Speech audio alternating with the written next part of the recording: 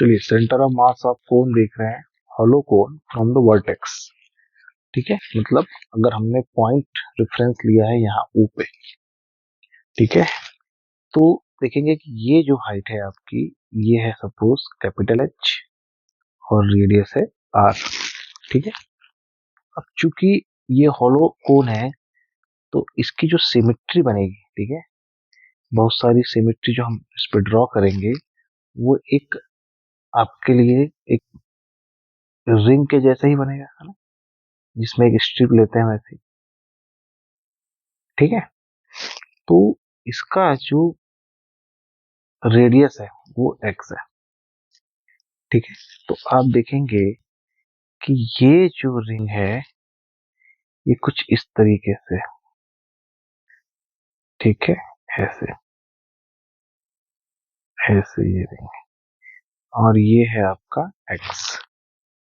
ठीक है, तो ऊपर से जो रिंग का डिस्टेंस है ये वाला, ठीक है, ये डिस्टेंस, इसको एक सीधी लाइन ले लेते हैं। ठीक है, ये डिस्टेंस,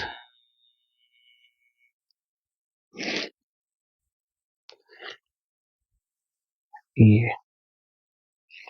ठीक है भाई, ये दिया है आपका y। ठीक है, तो ये y डिस्टेंस दिया है। ठीक है भाई, तो आप देखिए कुछ इस तरीके का आपको एक ट्रायंगल दिखेगा, ये ट्रायंगल, तो इसमें ये x है, ये y है, इसको आप l ले लीजिए, ये एंगल है थीटा। और एक ट्रायंगल आपको दिखेगा कुछ इस तरीके से। ठीक है, तो ये r है, ये कैपिटल H है, कैपिटल L है, और ये भी एंगल कितना है, थीटा।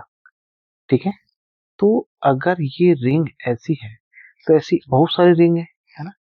कितनी रिंग है भाई, ऐसी इनफाइनाइट रिंग है भाई हमारे पास।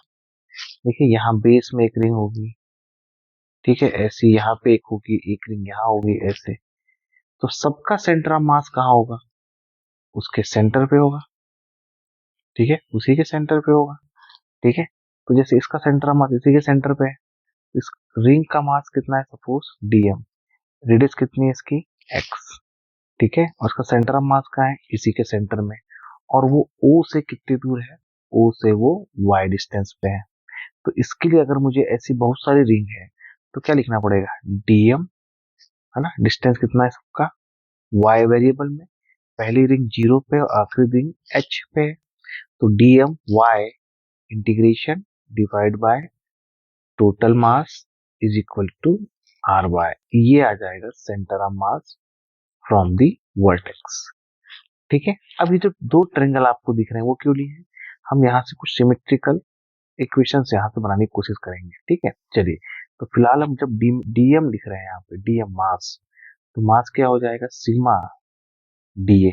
अब डीए क्या है, इसी स्ट्रिप का एरिया, क्योंकि ये हॉलो सिमेट्री है तो सरफेस मास डेंसिटी होगी, तो सिग्मा कितना हो जाएगा, तो सिग्मा पहले होगा टोटल मास ऑफ कोन और टोटल एरिया, एरिया कितना होगा पाई, उसकी रेडियस आर और उसकी स्लांट हाइट एल, तो ये आ जाएगा इसका सिग्मा।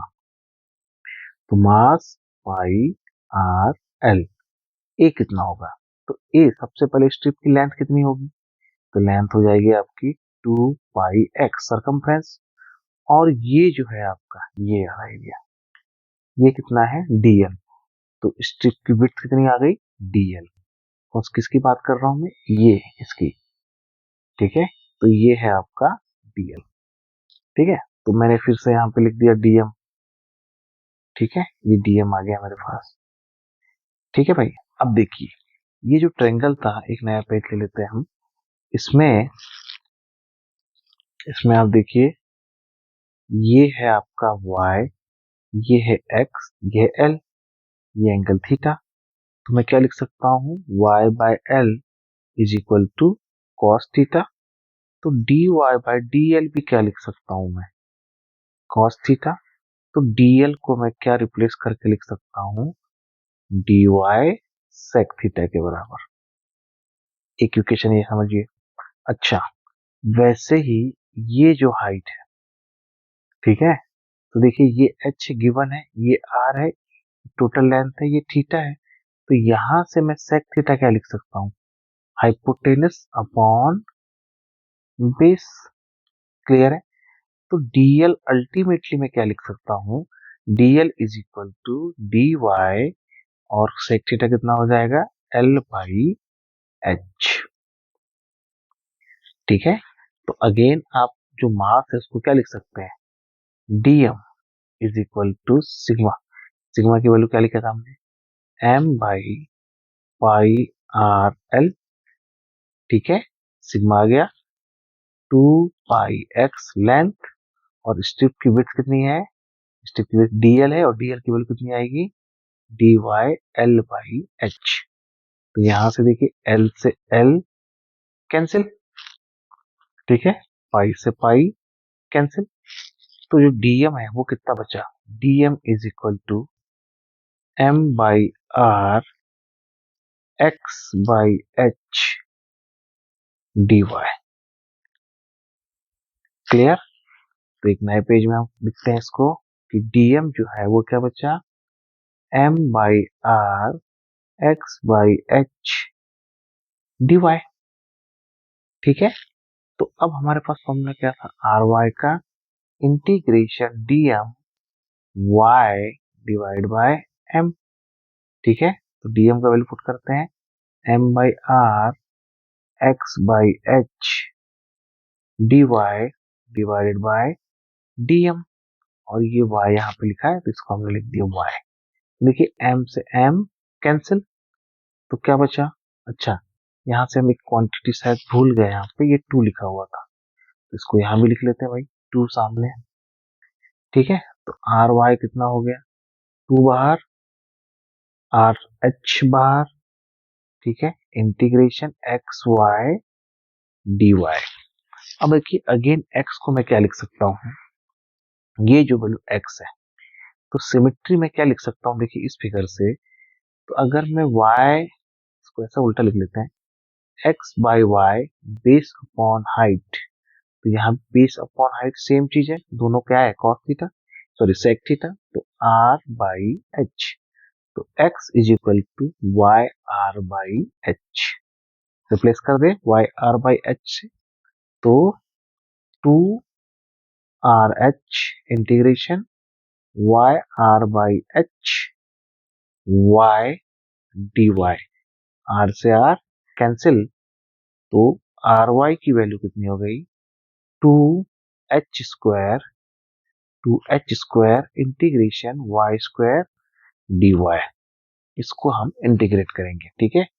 चलिए, तो आर वाई की वैल्यू कितनी है, 2 by h square integration y square d y. अब देखिए कोण में हमने ये डिस्टेंस y लिया था और कहाँ तक ट्रेवल कर रहा है, वो h तक। तो लिमिट y से h, एक रिंग हमने y में कंसिडर की है, तो ऐसी पहली रिंग कहाँ होगी, 0 पे, फिर दूसरी ऐसे, तीसरी, चौथी, ऐसी बहुत सारी रिंग होगी अप टू h हाइट तक, तो 0 से h। तो r y is equal to 2 h square, और इसका इंटीग्रेशन कितना हो जाएगा, एच क्यूब बाई 3, क्योंकि 2 है यहाँ पे। तो देखिए एच स्क्वायर से कैंसिल, कितना आया एच, तो r y is equal to 2h/3। तो हॉलो कोण जब भी हम लेंगे, यहाँ पे हॉलो कोण जब भी हम लेंगे, ठीक है, तो अगर हमको बेस से लिखना है, कहाँ से लिखना है, ये रहा आपको एक, ठीक है, और ये आर, ये एच। तो अगर हमको बेस से लिखना है, ठीक है, तो वो कितना हो जाएगा, h माइनस 2h/3। तो ये कितना आ जाएगा, h/3, और जब ऊपर से लिखेंगे तो कितना लिखेंगे, 2h/3। क्लियर? तो फ्रॉम ग्राउंड h/3, या फ्रॉम बेस h/3, और फ्रॉम वर्टेक्स 2h/3। क्लियर? चलिए, यही हमारा आंसर है इस डेरिवेशन का।